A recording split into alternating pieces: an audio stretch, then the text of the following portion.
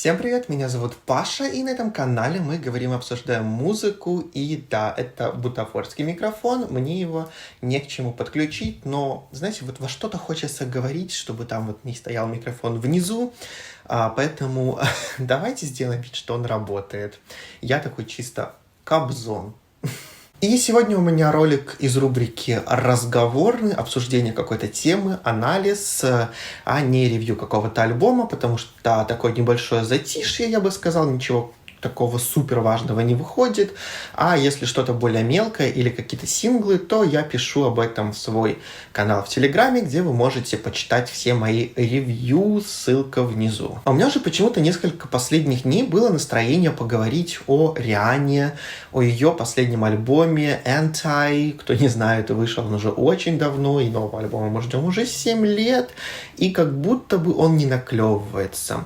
Но при этом мне хочется поговорить на тему того, как этот альбом стал в целом идеальным, неким завершением карьеры Рианы в том понимании, в котором мы все привыкли. Естественно, она не перестала делать музыку совсем, и мы получили от нее новую песню буквально в прошлом году, но в целом этот альбом стал как будто бы концом карьеры Рианы как полноформатной, полноценной певицы. И этот альбом стал в целом, наверное, идеальным завершением вообще из всех возможных ситуаций, и я хочу немножко вернуться в эру Энтая, обсудить, что происходило, как вообще все это выглядело и почему этот альбом стал такой, знаете, красивой точкой для Рианы.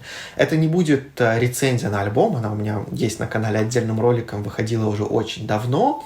Тут будет анализ всей этой эры. Но чтобы говорить о самом альбоме Anti, кстати, называется он Anti, а не Anti, если вдруг кто-то не знал, то нужно вернуться аж в 2012 год. Это выпуск альбома Рианы под названием Unapologetic, с которым она завершила свой контракт с продюсерским центром Def Jam, которые взяли ее под свое крыло с самого же ее первого сингла, и с которыми она выпустила 7 альбомов за 7 лет. Да, это было плодотворно, Риана работала очень много, но при этом я уверен, что она в какой-то момент, там уже на второй-третий альбом, будучи довольно умной девушкой, понимала, что ей выгодно поскорее закончить этот контракт, получить все свои выплаты и отправиться в такое свободное плавание. К тому же у нее, как говорится, все 7 выстрелов выстрелили.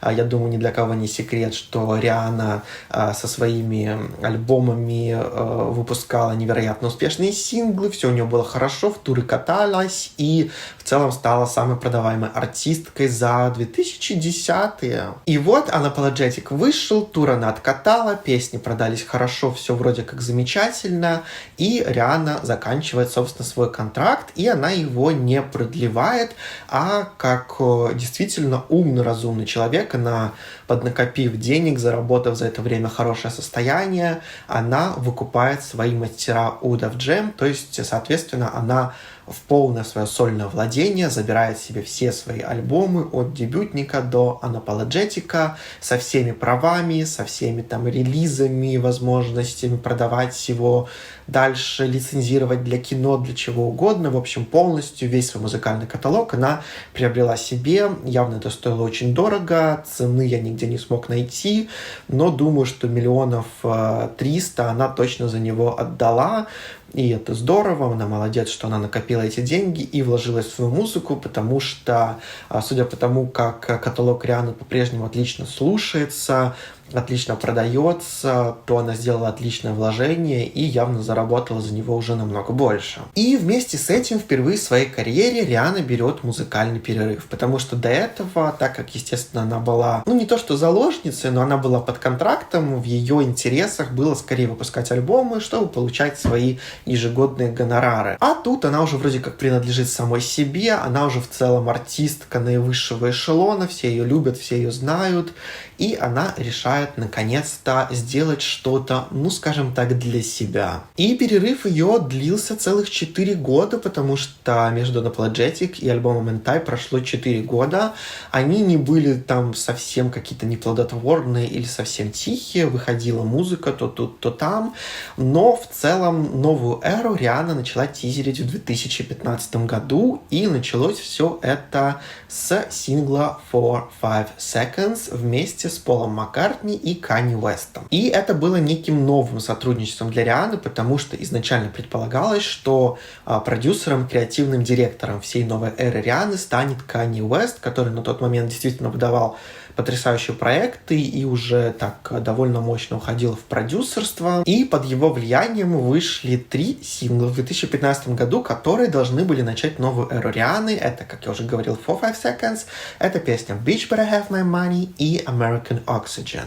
Если первые 2 показали себя в чартах более-менее неплохо, но как для уровня Рианы, то, конечно, не совсем, потому что Риана, будучи таким вот очень мощным сингловым артистом, давайте признаем это честно, все ее лид-синглы это всегда были супер-мега-хиты, всегда штучки 3 выжимали с альбома, желательно добивали до первых строчек. А тут что 5-5 Seconds, что Bitch Better Have My Money, по-моему, у обоих был пик 5-я строчка, по-моему. American Oxygen вообще провалился в чартах, был таким более политическим заявлением. Но в какой-то момент 2015 года оказалось, что тот самый выстрел был холостым, и Риана не выпустила альбом в том виде, в котором изначально предполагалось. Это был некий альбом, возможно, под тем же названием, под продюсерством Канье Уэста, и начала его переделывать. К этому времени Риана в индустрии уже настоящий мастодонт, но даже я, будучи ее огромным поклонником, могу признать, что к тому моменту у нее не было вот того самого альбома, вот в английском есть вот это It Album. То есть, несмотря на весь ее огромнейший успех, у нее не было альбома, который, ну, скажем так, закрывает все чекпоинты, когда и критикам понравилось, и слушателям понравилось, и альбом долгоиграющий. И вот когда в нем есть какая-то, вот знаете, эпохальность на годы вперед. И у Рианы такого альбома, ну, по сути, не было, потому что все время она была очень радийной артисткой, очень сингловой артисткой. И да, я сразу могу сказать, что тот же альбом Rated R уже у нее в целом был таким первым, наверное, задатком альбома с историей, с какой-то концепцией, и это выглядело и звучало все очень неплохо, но прямо, чтобы, вы знаете, зашло всем прям с ноги, не получалось. И Риана сама это честно признавала, и в интервью до выпуска альбома Anti в 2016 году она говорила, что она была сосредоточена на том, чтобы создать вневременный альбом, потому что ей самой казалось, что ее прошлые альбомы довольно быстро устаревали, несмотря на то, что были супер огромными хитами в свое время. И она хотела что-то, что можно исполнять на концертах хоть через 10, хоть через 20 лет. И после новых работ с другими продюсерами, с новой командой и полностью переосмыслением концепции мы подходим к 2016 году, к выпуску альбома Anti. И открыл нам его лид-сингл под названием Work, который был записан в коллаборации с Дрейком. Наверное, это довольно неоднозначная песня для людей, но скажу свое мнение. Я считаю, что это потрясающе великолепная песня, и очень многие ее недооценивают. Особенно недооценивают то, какое сильное влияние она оказала на музыку. Да, казалось бы, довольно простая песня, что в ней такого. Но нет, манера исполнения, использование дэнс-холла, карибской культуры, очень вот это, знаете, такая ленивая читка с пением. Это все в чартах было на тот момент очень сильно в новинку. И казалось, что Риана промахнулась и хита не случится, потому что такой музыки не присутствовало на настолько мейнстримной сцене, но нет, Риана как раз-таки стала тем самым, ну, можно сказать, первопроходцем, потому что после этого в чартах было засилие дэнс-холла и всего того, что можно было подать под этим соусом, тот же Tropical, и она как бы стала первой, кто смогла это протащить настолько сильно в чарт, потому что песня мало того, что возглавила Billboard, так еще и сидела на ней очень много недель. И вот вроде как уже все начинается идеально, Риана не промахнулась, первый ее такой музыкальный поход без продюсеров, сидящих на ее плече и говорящие, что делать. Вроде как успешно, и мы плавно подходим к релизу альбома Anti, который, наверное, должен был быть идеальным выкатом, потому что, во-первых, альбом в качестве 1 миллиона копий еще до его выхода приобрел Samsung, чтобы в качестве подарка отдавать его покупателям их новых телефонов. Сделка эта в целом не какая-то groundbreaking, новая, никогда не сделанная, но Риане решил поднасолить чарт Billboard, и они заявили, что они не будут учитывать эти копии, несмотря на то, что их вроде как легально приобрел Samsung, но ей их не зачли. В целом можно понять их мотив, наверное, это плюс-минус честно. Но случилось кое-что другое, что подпортило картину еще больше. Буквально за сутки до выхода альбома его случайно сливают на Tidal. ну или же Tidal, кому как удобнее. Если вдруг кто-то не знает, то я буду говорить Tidal, мне так удобнее. Это стриминговый сервис, такой же как Spotify, как Apple Music. Его основателем является Jay-Z, и в момент того, как он его основал, он подтянул туда всех своих друзей, и его, скажем так, сооснователями были Бейонсе, Риhanna, Мадонна, Ники Минаж, по-моему, куча других артистов. Но при этом также Tidal славился тем, что у них работали какие-то рукожопы. И вот кто-то вместо того, чтобы, видимо, загрузить альбом в систему, случайно выложил его на всеобщее обозрение. Естественно, это сразу же разлетелось по интернету. Естественно, как бы альбом слили. Так еще и вроде как на официальную платформу. Из-за этого Риане зачлись первые, там, не знаю, несколько тысяч, допустим, стримов в чарты. Соответственно, вместо того, чтобы красиво с целой недели дебютировать во всех чартах, Риана, как последняя лохушка, дебютировала где-то там в жопе билборда с, по-моему, там, не знаю, типа 1000 копий или что-то такое. В общем, красивого старта не удалось. Ну да ладно, все-таки он выходит официально, Энтай презентуют, и выглядит все потрясающе. У альбома красивейшая обложка. На альбоме интересно придуман дизайн. Он выполнен в шрифте Брайля. То есть там шрифтом Брайля на альбоме напечатана поэма. То есть это все очень красиво выглядит. Я обожаю сам концепт, как все выглядит. Обложка, все внутренности альбома. Ну и что самое главное, после первых прослушиваний, после реакции первых критиков становится понятно, что у Рианы получилось осуществить свою мечту, потому что у нее вышел первый полноценный, концептуальный, продуманный, умный альбом. И это, конечно, заметили все. Нельзя сказать, что реакция критиков была прям супер однозначной, позитивной, что все альбом расхвалили, как Бейонсе или Тейлор Свифт дали ему там 90 баллов, но реакция была самой позитивной из всех студийных альбомов Рианы. У нее была 100, например, от издания All Music, AV Club дали ей 80, Independent, Clash, Rolling Stone, Art Desk дали ей 80, Pitchfork дал ей 77 баллов, это ее наивысшая оценка от Pitchfork. Но были, конечно, издания типа The Observer и Pop Matters, которые влепили ей с ракет. Но при этом четко понятно, что альбом получает позитивную реакцию от критиков. Это то, чего у Рианы не было именно в плане альбомов. Альбом получает позитивную реакцию от слушателей, которые сразу же находят жемчужины альбома, и для всех эти жемчужины разные. Это вот один из важных показателей потрясающих альбомов, когда у людей, именно у массового слушателя, нет какого-то одного определенного фаворита, потому что, вот я уверен, вот прям напишите сейчас в комментарии топ-3 своих любимых песни с альбома Энтай, и я уверен, что почти у всех этот топ-3 будет разным, потому что на альбоме действительно собраны интересные, очень такие подобранные композиции, и там можно сложить огромное количество здоровских комбинаций на разный вкус, на разные предпочтения, более балладные композиции, более аптемпо, интересный саунд-дизайн того же Трэвиса Скотта, который там действительно круто раскрылся, более личный подход Рианы, которая действительно рассказала какую-то историю, которая наконец-то была соавтором каждой песни на этом альбоме, ну, кроме тех, которые являлись там каверами или сэмплами, как Good Night Gotham и Same Old Mistakes. Альбом производит впечатление такого, знаете, терпкого, интересного экспириенса, что Риана действительно долго его готовила, очень много чего пробовала, и это один из редких моментов, когда мне очень нравится делюкс альбома, потому что даже вот эти дополнительные композиции, они звучат интересно, свежо и круто. И самое главное, что мечта Рианы, опять же, почему я говорю, сбылась, что альбом начал себя круто показывать со временем. Потому что, несмотря на хорошие оценки критиков, но не самые там идеальные, к концу года его уже активно включали в списки лучших альбомов года. К примеру, EW дали ему 3 место в топе лучших альбомов года, Guardian 6 место, Time 7, Rolling Stone 25, издание Complex 8, Pitchfork поставил ее на 19.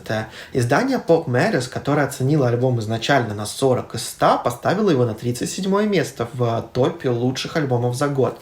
То есть сразу видно, что вроде как такое восприятие альбома со временем подрастает. И дальше, я думаю, все прекрасно знают о том, что Риhanna очень отлично смогла монетизировать свою действительно такую, всепоглощающую музыкальную славу в бизнес.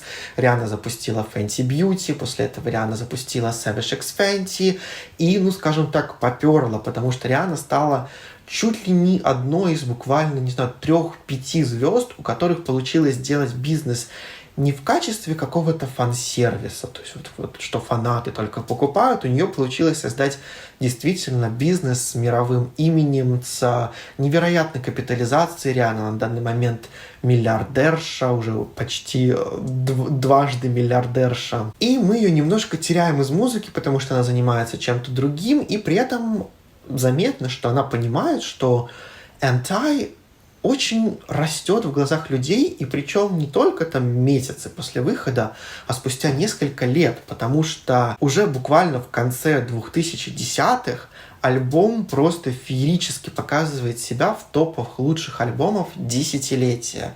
Это одни из самых сложных списков, самых трудных, куда очень тяжело попасть. И, допустим, у издания Spin альбом Энтай становится на первое место в топе лучших альбомов десятилетия.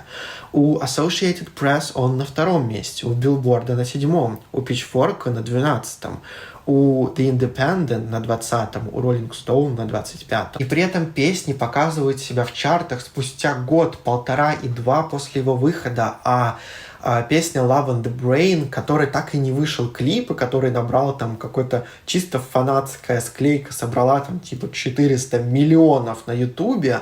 Песня сама, без какого-либо вообще промоушена, вообще без ничего, чисто на силах слушателей и фанатов дошла сама до 5-й строчки в Билборде. Это что-то, что случается невероятно редко, особенно ранее, когда не было, допустим, ТикТока, который может действительно любую песню поднять в чартах везде.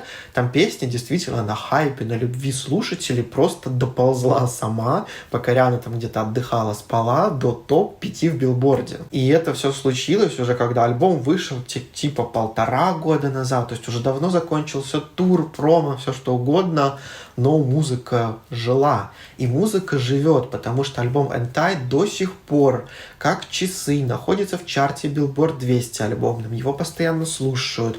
Песни каждый год получают какие-то новые сертификации.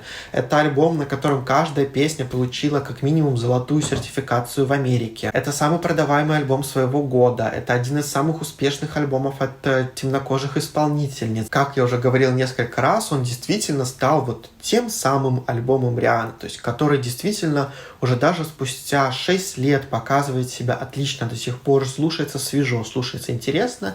И это, наверное, альбом, который будет жить еще десятилетия вперед, прекрасно слушаться и находить новых уже подросших слушателей. Но, наверное, альбом Энтай и весь его такой успех стал таким звоночком для Риhanны, что все настолько хорошо сложилось, и что ее такая попытка создать что-то крутое увенчалась успехом, причем с первого же раза.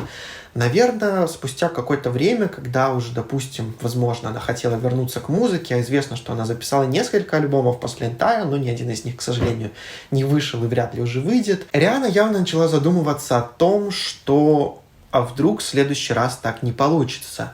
И давайте честно, чем больше проходит лет с момента выпуска ее последнего альбома, тем больше кажется, что действительно есть шансы на то, что новый альбом не станет такой же классикой современной. И если подумать как Риhanna, наверное, действительно есть какая-то логика в том, чтобы Энтай стал именно таким последним ее альбомом, полноценным, как поп-артистки, как крупной такой исполнительницы.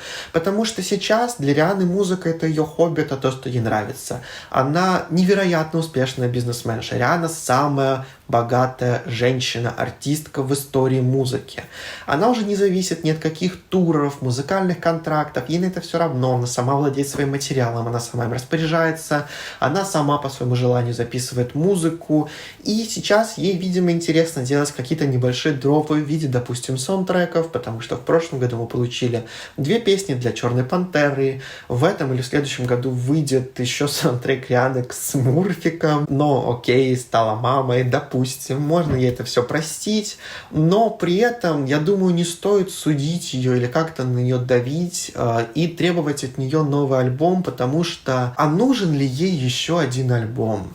Ну, наверное, если думать о каком-то legacy, о каком-то наследии, может быть и нет, потому что Энтай действительно кажется идеальным финалом. Потому что вот насколько Риhanna идеально бомбила конец нулевых и начало десятых своими суперхитами, которые принесли ей, ну, незабываемую славу и карьеру, и она на данный момент, по-моему, вторая самая продаваемая артистка в истории музыки, то также альбом Энтай стал действительно таким очень правильным завершением этой главы вот Рианны как поп-феномена. Сейчас же Риhanna — это бизнес-вумен, это мать, скоро уже дважды мать, это женщина, которая уже создала себе семью, которая растит ребенка с Асапом Роки. И она не раз говорила, что ей по-прежнему интересно и здорово делать музыку, потому что это ее хобби, это ее пассия. Но при этом очень сложно, вот знаете, будучи в поп-индустрии, особенно женщине, выдавать какой-то альбом, потому что это сразу подразумевает под собой очень жесткий прессинг со стороны критиков, со стороны слушателей. Это сразу налагает в себя какие-то обязанности, появления, концерты, промоушен. И можно понять, что Риане это уже давно не интересно. И вот, допустим, очень интересно сравнить с тем, как недавно Майли Сайрус рассказала для журнала Vogue, что она не хочет заниматься каким-то жестким промоушеном. Почему вот она ничего не сделала с альбомом Endless Summer Vacation и отправила его в свободное плавание? Почему она ничего не сделала с песней Flowers, которая стала главным хитом ее карьеры и разорвала все чарты? Просто потому, что она больше не готова находиться под давлением вот этой музыкальной индустрии. Ей захотелось отдохнуть и посвятить время самой себе, в кайф записать музыку и просто выпустить ее. Наверное, понимая, насколько успешной была раньше Риhanna, ей, наверное, тяжело перестроиться на что-то другое, и ей, наверное, тяжело принять факт, что, возможно, ее новый альбом может стать не таким успешным, как все предыдущие, или там он кому-то не понравится. И вот эти все мысли, наверное, отгоняют ее от какого-то желания поскорее выпустить какую-то полноценную пластинку и снова, как говорится, вернуться в седло. Потому что, а зачем, если и так все вроде как хорошо? И думая обо всем этом, действительно можно понять, почему,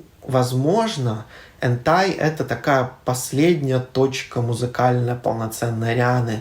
И даже если рано или поздно она выпустит новый альбом, то я надеюсь, что она просто спокойно, на абсолютном расслабоне, ни о чем не думая, захочет просто порадовать людей и выпустить что-то, что ей самой интересно. Уже, возможно, в обход трендов, правил музыки, там, промоушена и всего остального, потому что Риане это действительно уже не надо. Она уже, как ни крути, легенда. И так как у нее получилось реализоваться не только в музыке, она уже от этого вроде как не зависит и может делать действительно вообще, что она хочет. И я, конечно же, с удовольствием бы послушал ее новый какой-то альбом, новые ее мысли, прочтение музыки, как она все это видит, потому что я считаю, что она за все вот эти вот годы работы действительно поднатаскалась как продюсер. У нее очень крутой слух и чуйка на песни, это у нее никогда было не отнять, но при этом я, честно, лично абсолютно принимаю факт того, что, возможно, последним ее таким вот личным лонгплеем станет альбом Энтай,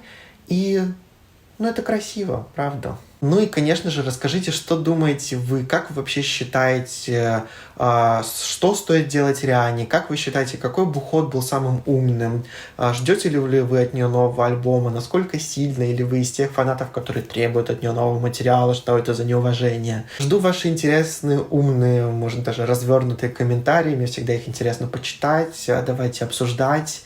Ну, а у меня, пожалуй, на сегодня все. Всем спасибо за просмотр. Всем пока.